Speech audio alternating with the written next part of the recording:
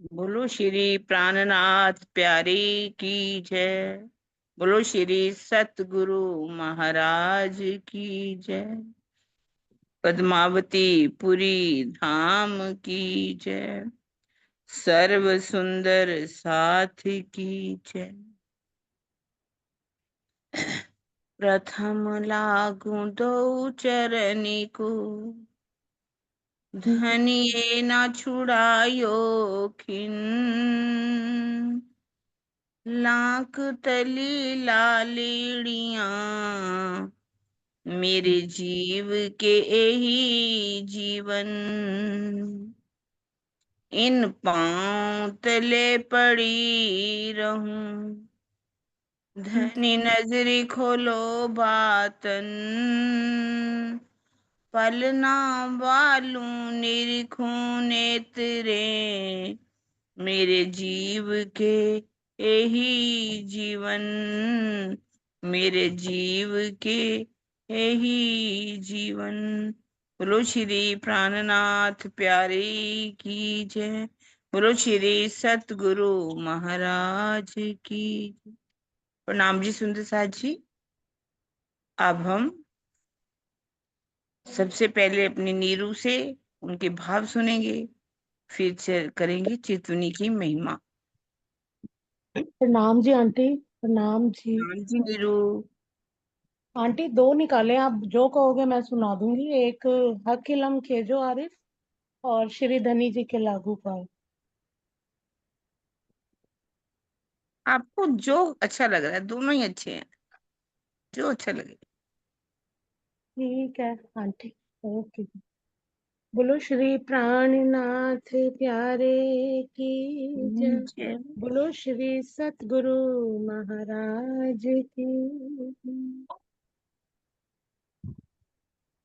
श्री धनी जी के लागू पाए, श्री धनी जी के लागू पाए। मेरे पियो जी तेरा सुफल हो जाए। मेरे पियो जी तेरा सुफल हो जाए। जो पियोल खाए मेरे पियो जी,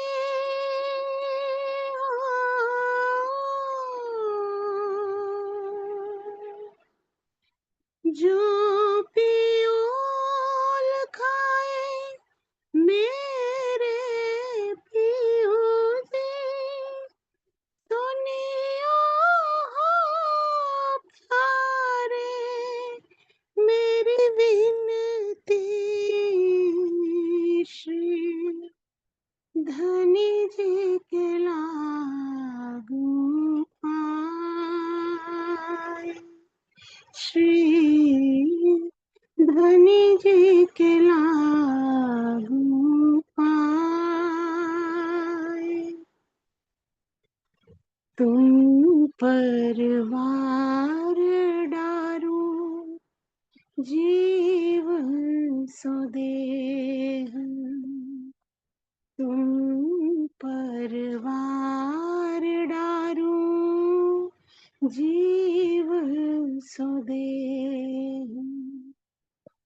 तुम की मोसो अधिक स्नेह। तुम की मोसो अधिक स्नेह। मैवारने ले तुम पर हो,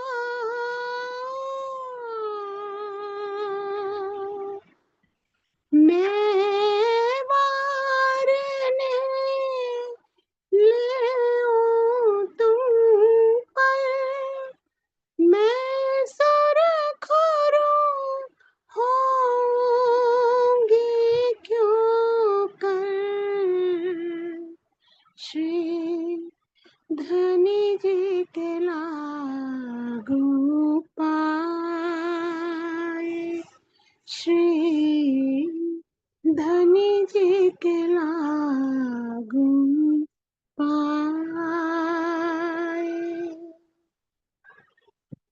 बल बल जाऊं मुखार के बिंद, बल बल जाऊं मुखार के बिंद, वर्णन करूं सरूप सनंद, वारने जाऊं नैनों पर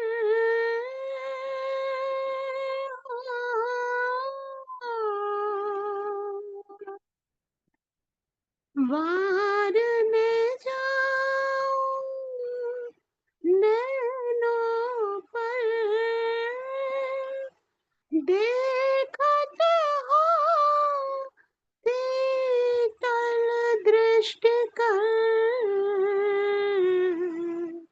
श्री धनी जी के लागू पाए, श्री धनी जी के लागू आए, वार ने ऊपर ले वार में, वार ने ऊपर ले वार में, सुख दिए मोको अति घने, सुख दिए मोको अति घने, बेर बेर में लागू पाए, सेवा करो हृदय चित लाए, श्री धनी जी के लागू पाए, श्री धनी जी के लागू पाए,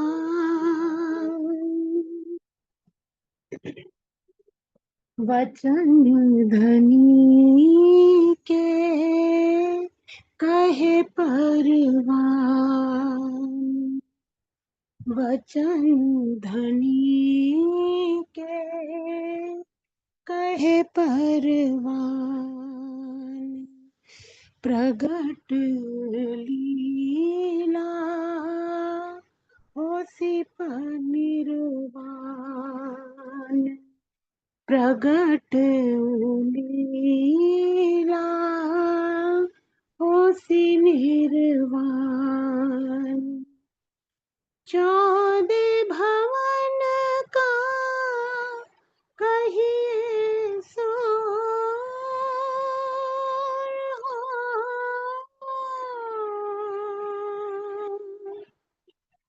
चौदह भवन का कहिए सोर, जासो प्रकाश हुआ नूर,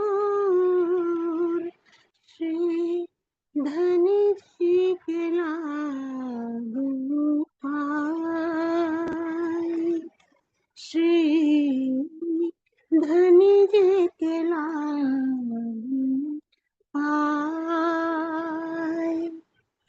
मेरे पियो जी तेरा सफल हो जाए, मेरे पियो जी तेरा सफल हो जाए, जो पियोल खाए मेरे पियो जी, सुनियो हो प्यारे मेरी विनती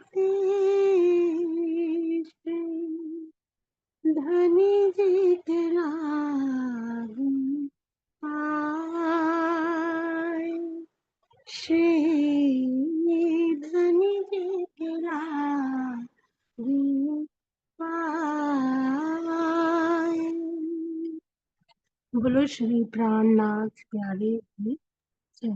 बोलो श्री सतगुरु महाराज की नाम जी। प्रणाम जी नीरू। इतना सुंदर वाणी गायन किया तूने। मेरी मन तो यही था सुनने के लिए, पर दूसरा भी अच्छा था।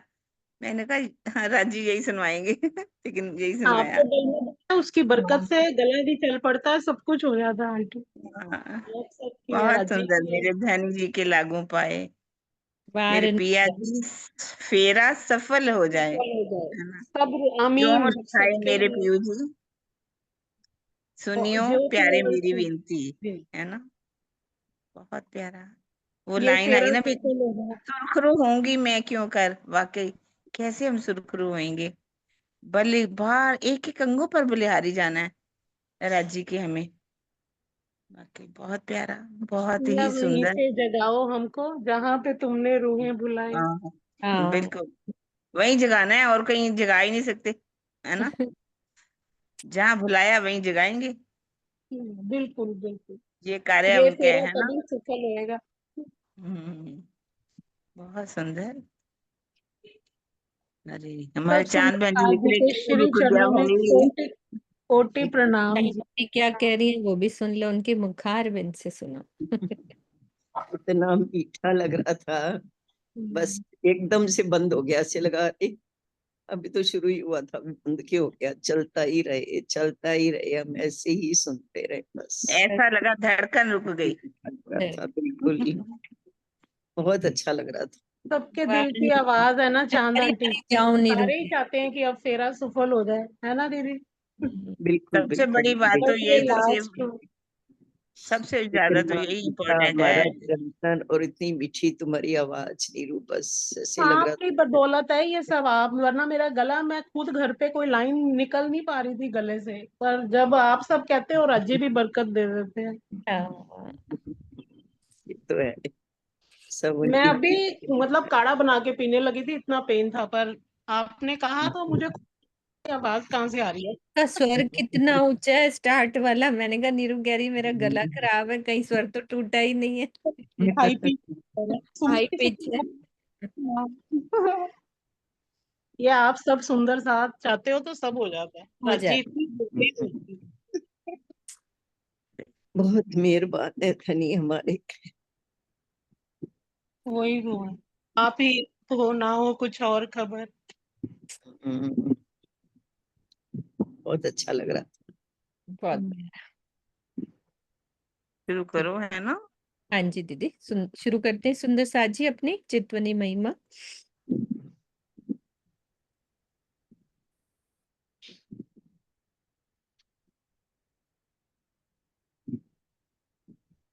हाँ, ये चुपई हमने कर ली थी।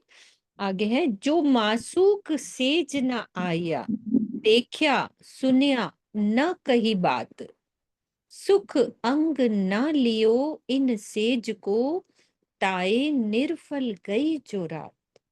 इस जागनी ब्रह्मांड में जिसने भी अपने अर्श दिल की सेज्या पर अपने धाम धनी को विराजमान कर उनका दीदार नहीं किया, उनकी प्रेम भरी बातें सुनी नहीं, अपने विरहा प्रेम की बातें कही नहीं, और किसी भी प्रकार से दिल में बसाने का सुख नहीं लिया, वही बात है, उसका इस खेल में आना ही व्यर्थ है, ऐसा मानना चाहिए। मेरा फेरा कैसे सफल होगा, वही भाव आज सुना। इस चौपाई के चौथे चरण में रात का तात्पर्य खेल के तीसरे हिस्से यानी लैल तुल कदर के तीसरे तकरार अर्थात जागनी ब्रह्मांड से है। तीसरा हिस्सा माया में ब्रह्म सृष्टियों के आने को रात्रि की संज्ञा दी गई है। इस चौपाई में बहुत जोर देकर ये बात दर्शाई गई है कि सुंदर साथ का सर्वोपरि लक्ष्य क्या है, युगल स्वरूप को अपने धाम हृदय में विराजमान करना। जो सुंदर साथ इस तरफ अपने कदम नहीं बढ़ाते निसंदेह वो संसार के सबसे भाग्यहीन व्यक्ति।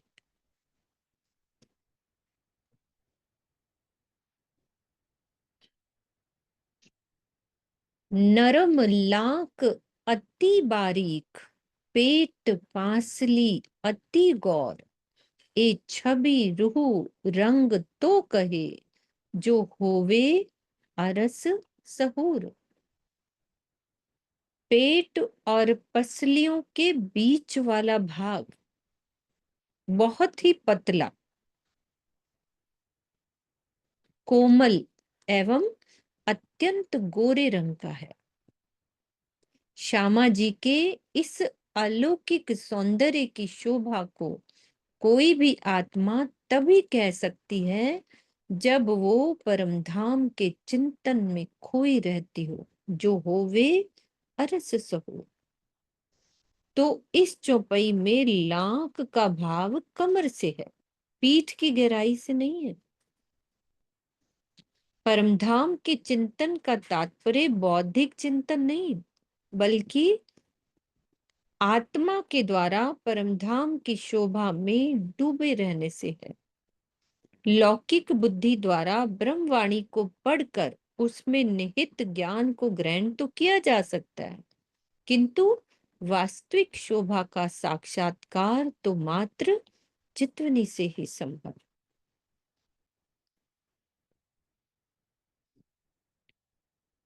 याही ठौर रूहें बसत, रात दिन रहे सनकूल, हक अरस मोमिन दिल, तिन निमक न पड़े भूल, तिन निमक न पड़े भूल।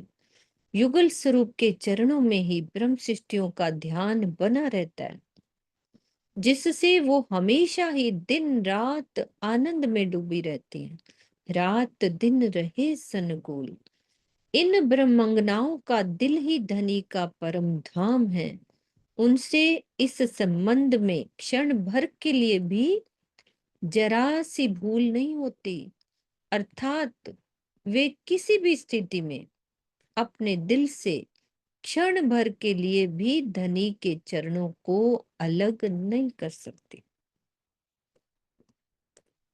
इस चौपाई में ये प्रश्न होता है कि ब्रह्म सृष्टियां निद्रावस्था में किस प्रकार धनी के चरणों को अपने धाम हृदय में बसाए रखती है। तो इसका उत्तर ये है कि आत्मा के धाम हृदय में एक बार जो भी शोभा बस जाती है वो अलग नहीं होती। नींद की अवस्था में भी आत्मा के दिल में अखंड रूप से धनी की शोभा बसी रहती है, क्योंकि आत्मा खेल में मात्र दृष्टा है। जीव का ही स्थूल सूक्ष्म एवं कारण शरीर यानी दिल नींद से प्रवाहित होता है, और वो मात्र जागृत अवस्था में ही ध्यान चितवन आदि के द्वारा उस आनंद की एक झलक ले पाता है। यानी वो जीव जब वो जागृत अवस्था में होता है, तो जब ध्यान चिंतन कर रहे होते हैं, तो उस आनंद की एक झलक उस जीव को मिल जाती।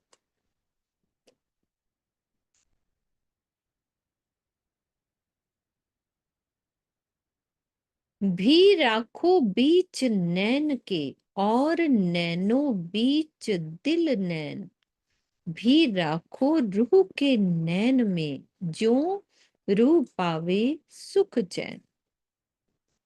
मैं युगल स्वरूप के चरण कमलों को अपने नेत्र में तो रखूं ही, भी राखो बीच नैन के, इन नैनों के बीच में स्थित दिल के नैनों में भी रखूं, और नैनो बीच दिल नैन, इन नैनों के बीच में स्थित दिल के नैनों में भी रखूं।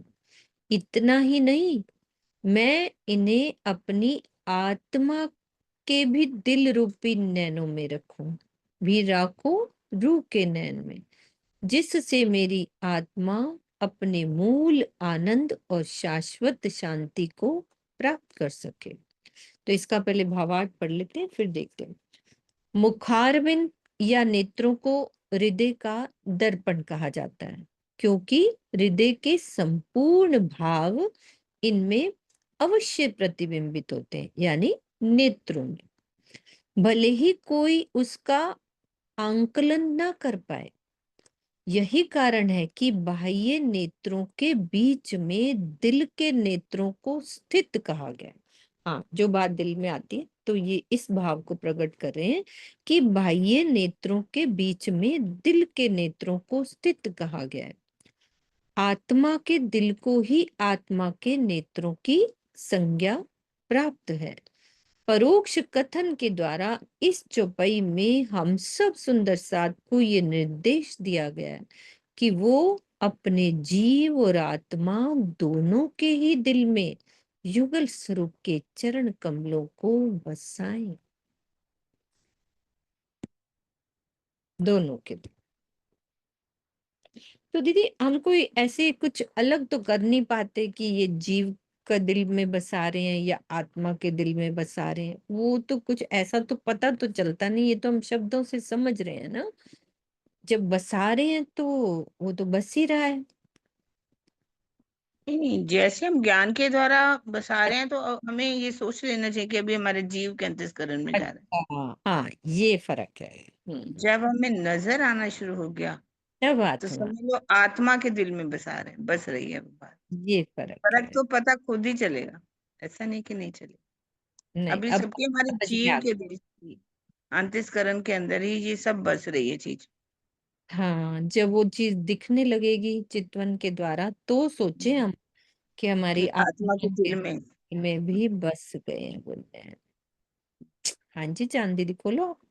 हाँ जी, मैं किरण जी एक बात पूछना चाहती हूँ कि जब हम लोग किसी अभी नीरू का हमने भजन सुना, या जब हम किसी सुंदर साथ को मिलते हैं या उनसे बात करते हैं तो उनके लिए दिल में जो प्रेम आता है ना, भर भर के प्रेम आता है, क्या वो जीव के दिल में तब राज्य नहीं होते?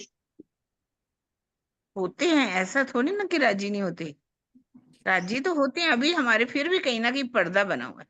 पर्दा बना हुआ है, बिल्कुल सही कह रहे अभी भी पर्दा है हमारे राज्य के बीच हो। में। जिससे ने पर्दा लेकिन हट गया ना, अभी हम्म, वो ज्ञान के द्वारा हम बसा रहे हैं, बसा रहे हैं।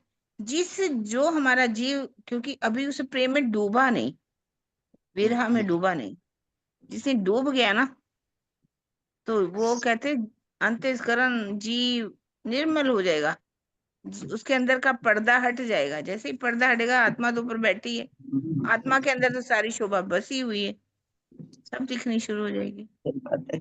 पर ना राज्य की देखो कितनी मेहर हो रही है कि अब हमें अपनी रूहों के लिए, मतलब अपनी सखियों के लिए दिल में बहुत प्रेम आता है, बहुत हाँ। प्रेम आता है। जैसे अपन अभी सिरसावा में मिले थे तो मतलब हम्म। ऐसे लगता है ना कि अब बिछड़े ही नहीं कभी, हमेशा साथ रहें। इनकी बातें हम्म। बहुत मीठी लगती हैं। अभी मीनू जी बोलती है तो इतना अच्छा लगता है ना, बस दिल अंदर से इतना खुश हो जाता है कि आनंद के आंसू तक आ जाते हैं, इतनी खुशी महसूस होती है। तो राजी इतने मेहरबान है कि वो अब ये इस प्रोसेस में उन्होंने हमको ला दिया है। अभी हमें दर्शन नहीं हो रहे, बिल्कुल नो डाउट, हम चितवनी में बैठते हैं लेकिन हमें कुछ दिखता नहीं है। लेकिन अब फिर भी आता है, जब नहीं हम्म। दिखते तो आंखों से आंसू भी आते हैं, राज्य क्यों नहीं दिखते हो। तो हम्म। मतलब अब प्रोसेस तो वो वाली शुरू हो गई है। अब राज्य की ये भी मेहर, बहुत बड़ी बात है। ये जिस दिन भी उनकी हमारा मेहर प्रोसेस होगी। चल रहा है तो होना भी चाहिए, हाँ, चलता रहना क्योंकि चाहिए। बस। बिल्कुल, आप देखो ना किरण जी, हम लोग कहाँ खड़े थे, हम कहाँ थे, हाँ। कभी हम्म। जानते ही नहीं थे किसी को, किसी से बात नहीं की थी कभी वाणी। बस ठीक है, पाठ कर लिया, जैसे घर में रखा पाठ, चलो हमने पाठ पढ़ लिया, या छुट्टियां आई हैं चलो एक पाठ पढ़ लो, सरसरी नजर से जैसे पढ़ जाते थे। कभी अर्थ तक बहुत अच्छे से नहीं पढ़ा, पढ़ा भी तो भी कोई इतने दिल से कभी नहीं पढ़ा। पर राजी ने अपनी इतनी मेहर करी, हमें घर में बिठाया, हमें इन सखियों से मिलाया, जूम मीटिंगें करवाई। अब तो ऐसा लगता है कि बस ये अगर नहीं हो तो हम शायद जिंदा ही ना रह पाए। मुझे इतनी हम्म। अच्छी एक बात याद आती है, वो सुनीता सिंगल जी है ना, उनकी एक बात मुझे हाँ। बहुत याद आती है। वो कहती है, मेरे बच्चे मुझे कहती हैं आप 24 घंटे इसमें मोबाइल में घुसे रहते हो, आपकी आंखें खराब हो रही हैं, हम आपका मोबाइल छीन लेंगे। तो क्या कहती हैं, तुम मेरा मोबाइल छीन लोगे ना तो मैं सुसाइड कर लूंगी, हाय। लेकिन इसमें तो मेरी जान बसती है। मतलब इतना अच्छा लगा मुझे उनकी बात सुन के ना। वो कहती है इसी ने तो मुझे जीना सिखाया, नहीं तो मैं कहाँ हाँ थी। मैं कहाँ थी, हम लोग कहाँ थे, हम खुद सोचे हम कहाँ थे और आज हम कहाँ खड़े हैं। राजी ने इतनी मेहर करी है, तो जिस प्रोसेस में वो हमें लेके चल रहे हैं, उम्मीद लगती है कि एक दिन स्वामी जी की बात जरूर सच साबित होगी, चाहे हमारा तन छूट जाए, लेकिन एक बार राजी दिखेंगे तो जरूर। जरूर जरूर। वो राजी नहीं अगर नजर नहीं आएंगे तो, वो आशिक ही नहीं है। आशिक के लिए। माशूक रोता रहे हैं, आशिक निहारे नजरों, माशूक बैठो रोए, हेडी गड्डी उल्टी आशिक से ना होए। बिल्कुल बिल्कुल सही बात, सही बात। बड़ा अच्छी सुंदर साक्षी। हाँ जी दीदी। श्री महामत कहे इन चरण को राखो रूह के अंतस्करण, या रूह नैन की पुतली बीच राखो तिन तारन। श्री महामती जी की आत्मा कहती है कि मेरी एकमात्र यही इच्छा है कि मैं युगल स्वरूप के इन चरणों को अपनी आत्मा के अंतःकरण यानी दिल में बसा लो। मेरी आत्मा परात्म रूपी नेत्र की पुतली है, जिसमें स्थित तारा ही मेरी आत्मा का दिल है। उसी में मुझे अपने प्राण वल्लभ की संपूर्ण शोभा को बसाना है।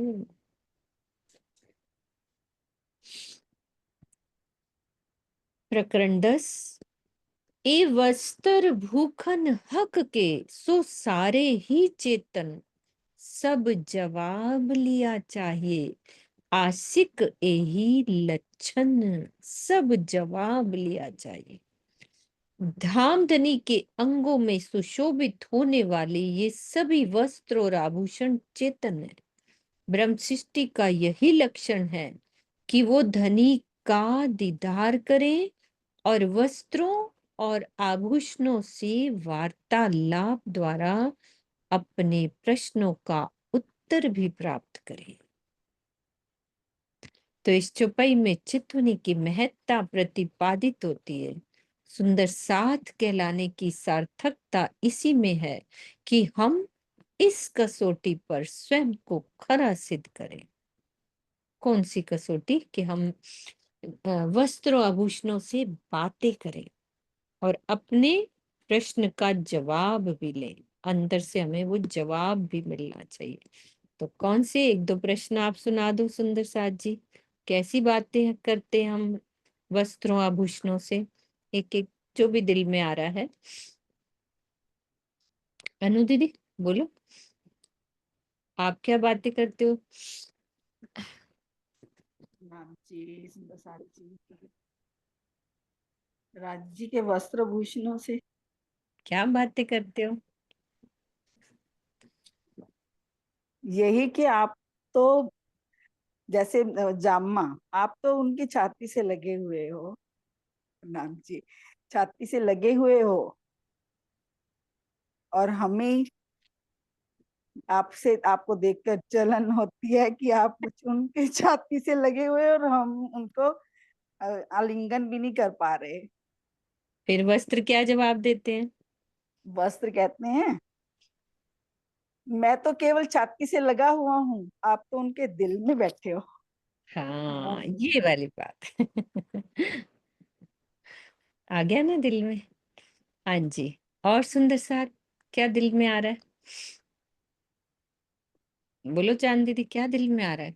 कैसे बातें होती हैं राज्य से? यही वाली बातें जो अनु ने कही, श्रीवास्तव जी ने भी एक अपनी उसमें कहा है चर्चा में, कि जो उनके चरणों में पहनी हुई वो झांझरी घुंघरी कांबी कड़ा जो भी उन पुतलियां है ना, कहते जब मैं उनके चरणों में प्रणाम करने लगी तो मैं उनसे कहा कि आप तो बड़े भाग्यशाली हो, आप तो राज्य के चरणों से ही लिपटी रहती हो। तो कहती हाँ सखी, ये तो बिल्कुल सही है कि हम उनके चरणों से लिपटे हुए हैं, लेकिन हम तो चरणों से लिपटे ही हुए हैं, आप तो उनके दिल के अंदर बैठी हो। बात हम्म। जो अनु ने कही वही वाली बात याद आ हम्म। और कोई बात याद आ रही है किरण दीदी आपको? और बेसर की भी बात हो सकती है। हाँ हाँ, ये भी बड़ी प्यारी है। बेसर, वो मतलब रूह कहती है, "ए बेसर, तू तो बड़ी लकी है, बहुत किस्मत वाली। तू तो राज्य के होठों के साथ चिपकी हुई है, उनका अमृत पीती हो।" है ना? तो बेसर क्या कहेगी? भाई हम्म मैं तो ठीक है, नासिका के साथ चिपटी हुई हूँ, और तुम तो उनके होठों से जो बातचीत होती है, वो किसका जिक्र होता है? हर पल वो राजी किसका जिक्र करते हैं? तुम्हारा वो जिक्र कर। हर पल वो अपनी आत्माओं को लाड लड़ाते हैं, अपनी आत्माओं से बात करते हैं। ये भी बहुत बड़ी बात है ना। बात बिल्कुल। हर समय जिक्र ही राज्य किसका करते हैं? हक को काम कछु नहीं, देवे। देवे रूहों लाड लज्जत, बिगर चाहे सुख देत है, तो मांगिया क्यों ना देवे। हम्म राज्य हमें यहाँ बिठा करके एक एक अंग का सुख दे रहे हैं। हम एक एक अंग से भी बात करेंगे ना, तो वो आपके ही गुण गाएंगे। वो भी कौन है? हम। ये भी एक अरस परस की बात है। हम्म हम उनके गुण गा रहे हैं, वो हमारे गुण गा रहे हैं। तो हमें भी आपस में इस तरह से यहाँ पर भी सबके बातें। गुणों को देखना चाहिए, उनके गुणों को लेना चाहिए। हर किसी के अंदर कोई ना कोई गुण तो भरा ही हुआ है। हम उनके अवगुणों को छोड़ करके उनके गुणों को अपने जीवन में अवगुण गाड़े, गुण गुण। ग्रहे हारे से हो जीत, साहिब सो सन्मुख सदा ब्रह्म सृष्टि जी। हमारी जो रीत है, जो हमारी स्वभाव है, यही होना चाहिए, सबसे प्रेम करना, हर को प्रेम दृष्टि से देखना। बिल्कुल।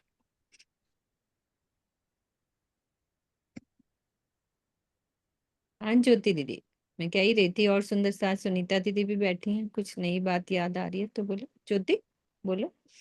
प्रणाम दीदी। दीदी ये भी याद आ रहा है कि जब हमारे राज्य, जैसे राज्य कहते हैं कि राज्य के घेरे का जो दामन है जामे का, तो इतना है, जब राज्य ऐसे घूमते हैं तो उतना कितना लगता है कि तो हम सब ऐसा राज्य से होते हैं, राज्य कितना उसमें जो एक एक कढ़ाई है वो है, कितना सुंदर है, कितना होता है। राज्य क्या कहते हैं कि तुम्हारी नजर तो उस पे है, लेकिन हम तुमको उस अपने घेरे के जो दामन है ना, ऐसे छिपा के रखा हूँ। माया में भी गई है ना, तो यहाँ बैठाया हूँ, कवायद तले रखा हूँ। ये मत सोचना कि वहां गई है तो तुझे छोड़ दिया हूँ। मैं यहाँ इस मतलब नासूद के तन में, नश्वर संसार में भी तुम्हें हर पल देख रहा हूँ कि तुम, मतलब तुमसे उतना ही प्यार करता हूँ। तुम चाहे भूल चुकी हो, माया के संसार में आके माया अपना दूसरा ब्रह्मांड बना चुकी है, लेकिन मैं तो तुझे अभी भी वैसा ही कवायद तले छिपा के रखा हूँ। दीदी यही भाव है। प्रणाम। बिल्कुल। हाँ जी, चलते। एक अंग जिन देखा होए, सो पल रहे न देखे बिगर, हुई बेसकी इन स्वरूप की, रूह अंग न्यारी रहे क्यों कर। जिस आत्मा ने धाम धनी के एक अंग की भी शोभा देख ली होती है, उसे पुनः देखे बिना वो एक पल भी नहीं रह सकती। धनी के उस स्वरूप का साक्षात्कार कर लेने के पश्चात जब वो संशय रहित हो जाती है, तो भला उससे अलग रहने का प्रश्न का होता है। सब अंग दिल में आवते, बेसक आवत सूरत, हाय हाय रू रहत इत क्यों कर, आए बेसक ए निस्बत। जब आत्मा के दिल में धामधनी के सभी अंगों की शोभा बस जाती है, तो निश्चित रूप से मुखार बिंद सहित संपूर्ण स्वरूप दिल में आ जाता है। धामधनी से इस प्रकार का संबंध हो जाने पर, अर्थात हृदय में प्रीतम अक्षरातीत की शोभा के बस जाने पर, आत्मा हाय हाय इस झूठे संसार में कैसे रह पाती है, ये बहुत ही आश्चर्य की बात है।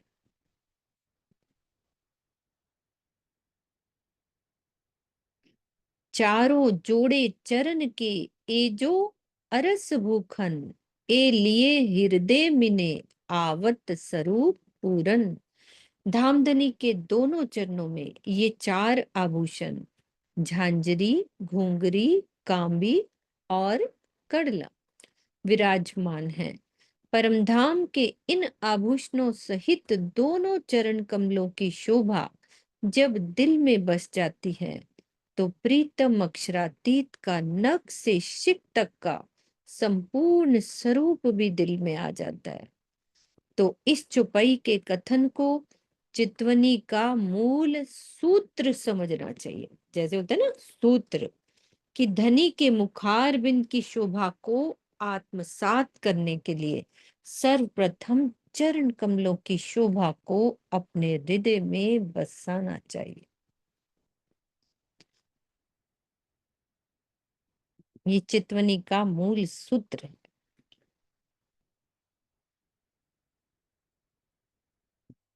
जो रू कहावे अरस की, माहे बका खिलवत, सो जिन खिन छोड़े स्वरूप को, कहे उम्मत को महामत। परमधाम की ब्रह्मशिष्टियों को संबोधित करते हुए महामती जी कह रहे हैं कि जो भी सुंदर साथ, जो रूह कहावे अरस की, स्वयं को परमधाम की आत्मा कहती है और अखंड मूल मिलावे में अपनी परात्म का स्वरूप मानते हैं, उन्हें एक क्षण के लिए भी श्री राज्य की शोभा को अपने दिल से अलग नहीं करना चाहिए। कि हम कह रहे हैं ना कि हमारे मूल तन वहां पे हैं, हम राज्य की अंगनाएं हैं, ब्रह्म सृष्टियां हैं, तो हमें करना क्या है, एक क्षण के लिए भी श्री राज्य की शोभा को अपने दिल से अलग नहीं करना। तो इस चौपाई में डंके की चोट के साथ धामधनी की शोभा को अपने दिल में बसाने के लिए कहा गया। जो सुंदर साथ जानबूझकर इसकी अवहेलना करते हैं, उन्हें आत्मचिंतन करने की आवश्यकता है कि वो किस राह पर जा रहे हैं। कहे उम्मत को महामत, हमारी राह ही यही है।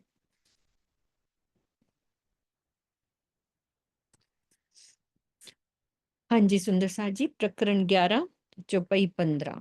सूरत सकल साथ की, मुख कोमल सुंदर गौर, ए छवि हृदय तो फबे, जो होवे अरस सहो।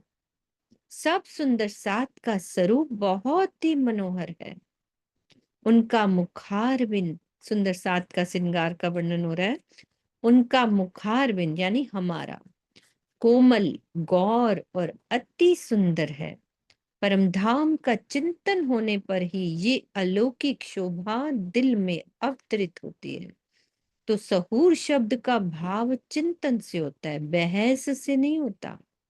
किंतु इस चौपाई में मन, बुद्धि या चित्त के द्वारा किए जाने वाला चिंतन का प्रसंग नहीं है। जो भी सहूर की बात होगी वो ध्यान की गहराइयों से लिया जाएगा, कि ध्यान की गहराइयों में होने वाले चिंतन का प्रसंग है। वस्तुतः यहाँ चिंतन का तात्पर्य प्रेम के रस में डूबी हुई बौद्धावस्था यानी ज्ञानमय स्थिति से है।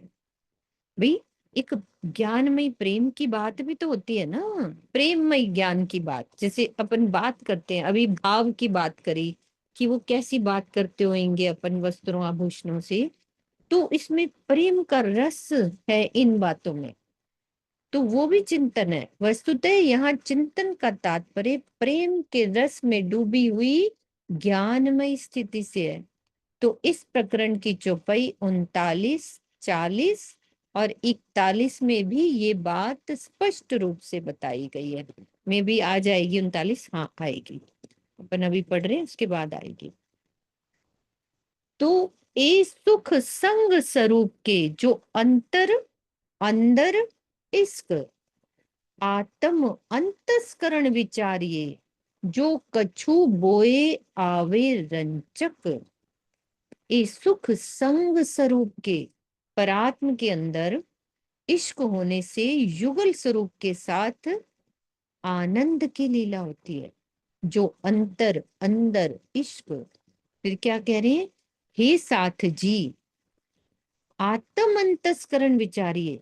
यदि आप अपनी आत्मा के अंतस्करण में विचार करें तो वहां के आनंद की कुछ सुगंधि प्राप्त हो सकती है।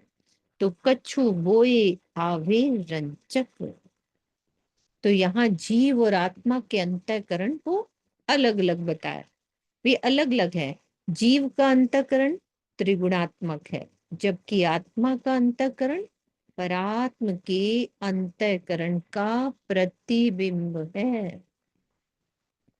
आत्मा के अंतःकरण की लीला केवल ध्यानावस्था में ही होती है। लौकिक कार्यों में मात्र जीव का ही अंतःकरण कार्य करता है, आत्मा का नहीं करता। आत्मा का कार्य सिर्फ चित्वन में। आत्म अंतस्करण विचारी, तो सारी बात ही वही चलती है चित्वनी की, कि यहाँ अंतस्करण आत्म कब विचारेगी, जब वो ध्यान में बैठेगी। चलते फिरते थोड़ी ना आत्म अंतस्करण के विचार कर लेंगे, वो तो जीव कार्य करेगा। वो बात है। अब आगे वो 39वीं चौपाई जिसमें ये भाव रखा है, जो कोई आत्म धाम की इत हुई होए जागृत, अंग आया होए इसक, तो कछु बोए आवे इत। यदि किसी के अंदर परमधाम की आत्मा हो और यहाँ जागृत हो गई हो, तथा उसके धाम हृदय में धनी के प्रति प्रेम हो, तो उसके अंदर परमधाम के आनंद की कुछ सुगंधी आ सकती है। ये जागृत आत्मा की बात कर रहे हैं, अर्थात कुछ अनुभव हो सकता है। तो जागृत होने का क्या तात्पर्य है, कि युगल स्वरूप की शोभा का दिल में बस जाना, परमधाम के अनंत आनंद की थोड़ी सी भी झलक मिलना बिना प्रेम और आत्म जागृति के संभव ही नहीं है। इसके आगे की चौपाई में चितवनी की गहन स्थिति का वर्णन हो रहा है। वो गहन वर्णन है ये वाली चौपाई में। पीयू नेत्र,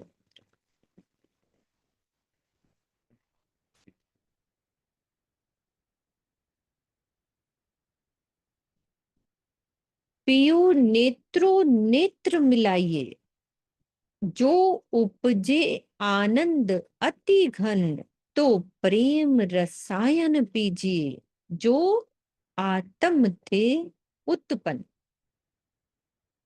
हे साथ जी, आप अपनी आत्म दृष्टि से प्रीतम के नेत्रों की ओर देखिए,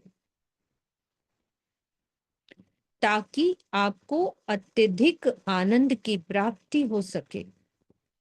प्रीतम के नेत्रों की ओर देखने पर जब आपकी आत्मा में प्रेम का रस प्रवाहित होने लगे, तो क्या करना है, उसका पान कीजिए, यानी उसमें डूब जाइए।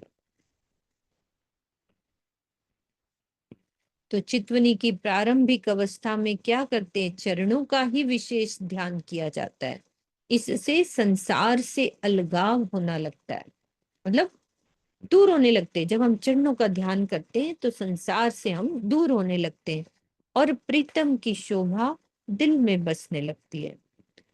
वही चौपाई, चारों जोड़े चरण के ए जो अरस भूखन, ए लिए हृदय मिने आवत स्वरूप पूरन।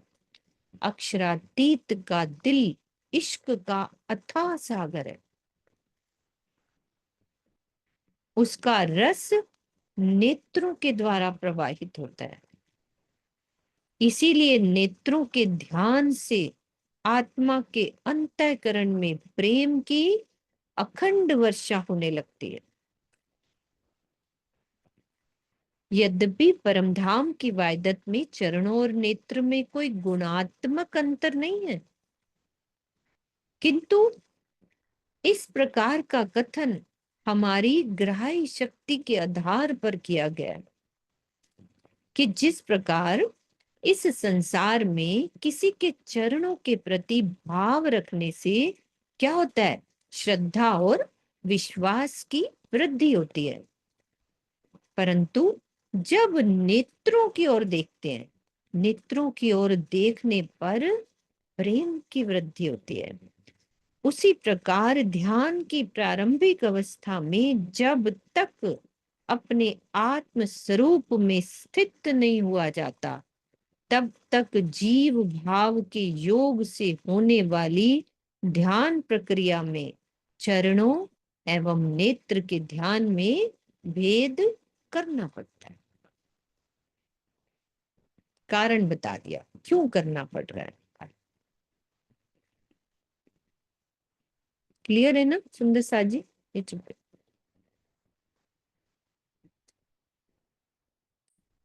आत्म अंतस्करण विचारिए, अपने अनुभव का जो सुख बढ़त बढ़त प्रेम आवही पर आत्म सन्मुख। अब आपको जिस आनंद का अनुभव हो रहा है, ये 40 नंबर की चौपाई है ना, इसी से आगे की लिंक ही चौपाई है 41 नंबर की, कि अब आपको जिस आनंद का अनुभव हो रहा है नेत्र मिलने के बाद, उसका अपनी आत्मा के अंतःकरण में विचार कीजिए। आनंद के भावों के बढ़ने पर दिव्य प्रेम का रस प्रवाहित होगा, जिससे अपनी परात्म नजर आने लगेगी।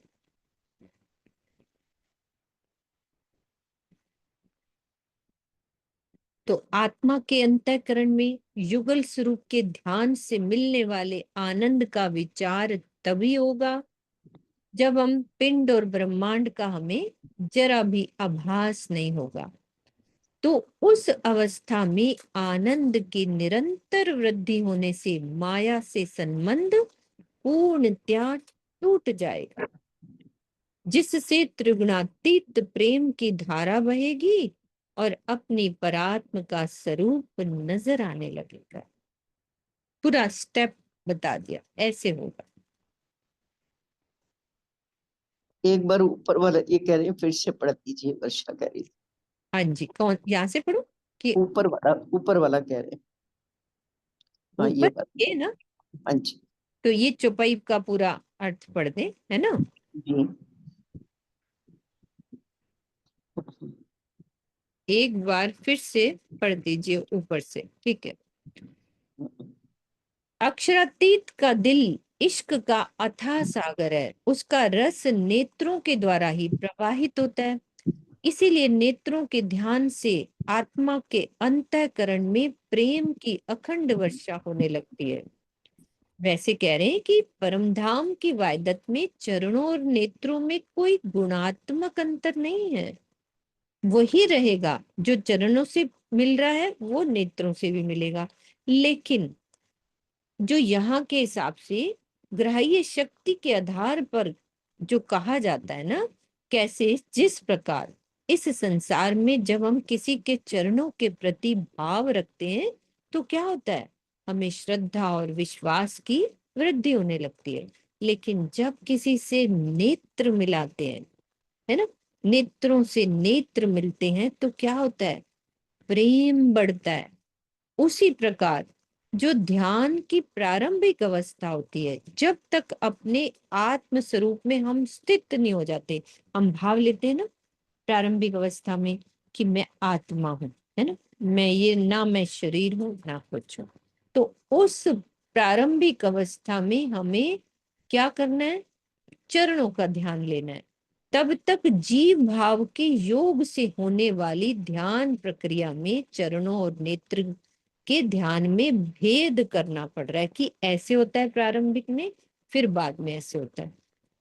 दोनों बता दिया उन्होंने, अंतर बता दिया, ठीक है। फिर वो कह रहे हैं कि अब आपको जो ये अभी समझाया ऊपर वाली चौपाई में, नेत्रों से में नेत्र मिलाने से क्या होगा?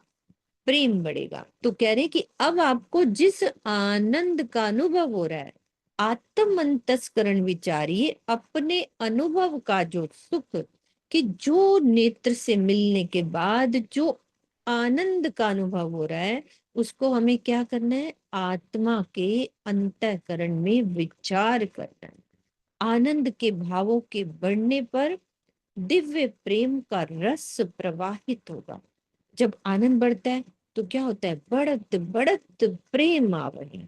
जब बढ़ जाएगा एक्सट्रीम लेवल पे, तो क्या होगा? हमारी परात्म भी नजर आने लगेगी। तो आत्मा के अंतःकरण में युगल स्वरूप के ध्यान से मिलने वाले आनंद का विचार तभी होगा। कह रहे ना, अंतस्करण विचारिए। कब विचारेंगे हम? जब इस पिंड और ब्रह्मांड से ऊपर उठ जाएंगे, जब आभास नहीं रहेगा।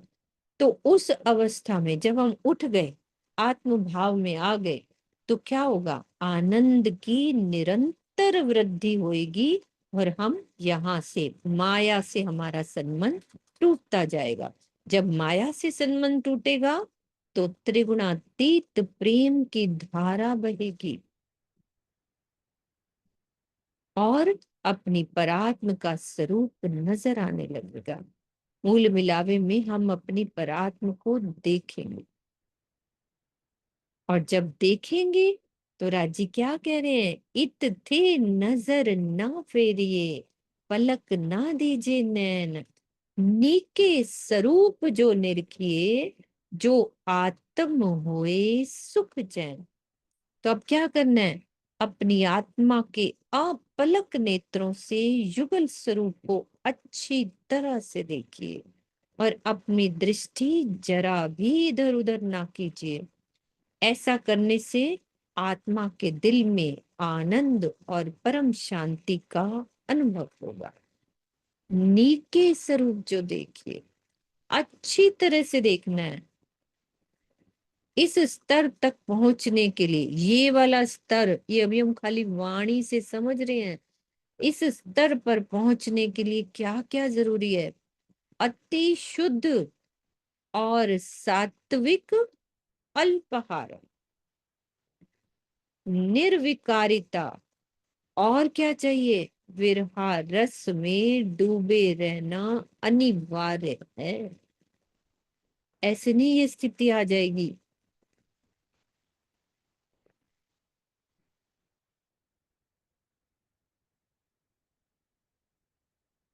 अन्यथा अपलक नेत्रों से युगल स्वरूप को देखना संभव ही नहीं हो सकता। ये तो परमहंस होते हैं जो बैठे ही रहते हैं, कितने कितने घंटे ध्यान में बैठे रहते हैं। उनका आहार कितना अल्प होता है, कितना सात्विक होता है, कितना अंदर तक वो निर्विकार होते हैं।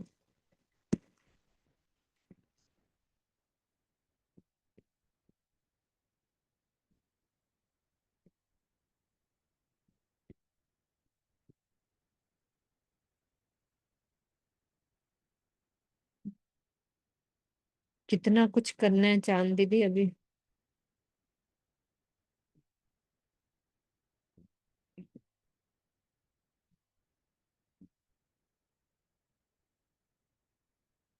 हमारे बीच में चित्रा आई है, बड़ी प्यारी हमारी सखी।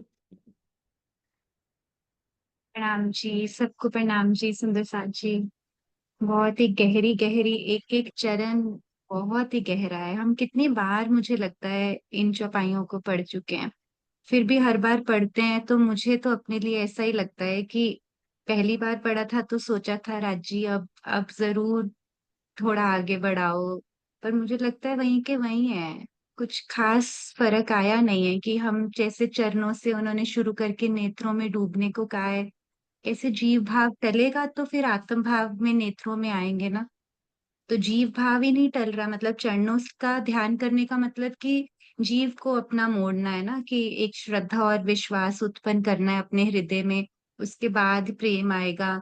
तो वो मतलब नेत्रों तक पहुंचने का प्रोसेस कितना बार बार करने से ऐसा होगा, मतलब अभ्यास से। और अनुभव तो फिर कहाँ जाके बनेंगे? आत्म के अनुभव, मतलब फिर बाद में उन्होंने कहा कि अपन बढ़त बढ़त प्रेम बढ़त है, तो पहले वो एक ज्यादा वाला प्रेम राजी चाहते हैं कि इश्क ज्यादा आएगा तब जाके दीदार होगा, तो अभी तो थोड़ा भी नहीं आया है कि हम नेत्रों में ही डूब पाए।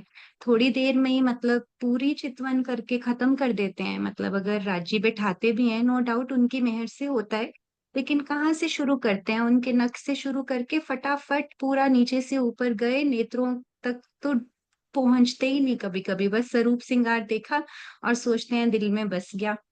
तो मुझे तो ये वाला प्रकरण, ये वाली चौपाइयां मतलब सच्ची में सिर्फ आत्म भाव में स्थित करने के लिए स्वामी जी ने इतनी एक्सप्लेनेशन दी है कि कैसे हमें पहले जीव से आत्म के स्टेप में जाना, कि दिन में 1000 बार ये बोलना कि मैं शरीर नहीं हूँ, मैं आत्म हूँ, मैं आत्म नहीं हूँ, मैं पर आत्म हूँ। मुझे लगता है इस भाव में आने आने में मतलब काफी गहरा है ये सब। राज्य की मर्जी है जैसे लेके जा रहे हैं प्रेम से, लेकिन मुझे लगता है कि ये सच्ची है।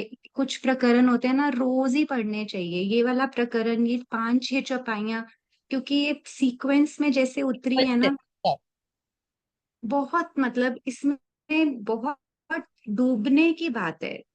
बार बार बार बार नेत्रों में पहुंचने का मतलब उनके दिल में जो है वो नेत्रों में है, दिल में जितना प्रेम है वो नेत्रों में, और वही नेत्र पल पल मुझे यहाँ देखते रहते हैं कि मैं कैसे, मेरी रहनी क्या है। उन नेत्रों से हमें मतलब कितना मिल रहा है। वो संकुली हर समय फिदा रहते हैं मुझ पर, और मैं डूब नहीं पाती हूँ उन नेत्रों में। तो मतलब काफी वो हमारे ऊपर डूबे हुए हैं, हम नहीं डूब रहे हैं उनके ऊपर। ये तो पढ़ने वाला तो मतलब मुझे लगता ही नहीं है। मुझे लगता है एक ये वाली 5 से 6 चौपाइयां आधा चरण पढ़ें और सच में अर्जी करें कि धनी ये स्थिति अब आगे बढ़ाओ। अब मतलब बहुत पढ़ लिया, अब हम सबको पता है पीयू नेत्रो नेत्र मिलाइए का मतलब क्या है। प्रणाम जी। चित्रा की एक बात बहुत ही प्यारी लगी, एक लाइन को अंडरलाइन कर लें। राजी पल पल हमको देख रहे हैं, हम उनको देख रहे हैं या नहीं देख रहे, हर समय ये ध्यान रखें कि वो हमको देख रहे हैं। यही बात ही अगर दिल में पूरा दिन बैठ जाए ना कि वो हमको देख रहे हैं, तो बहुत कुछ परिवर्तन अपने आप ही आ जाएगा। हम भूल जाते हैं, बार बार भूल जाते हैं।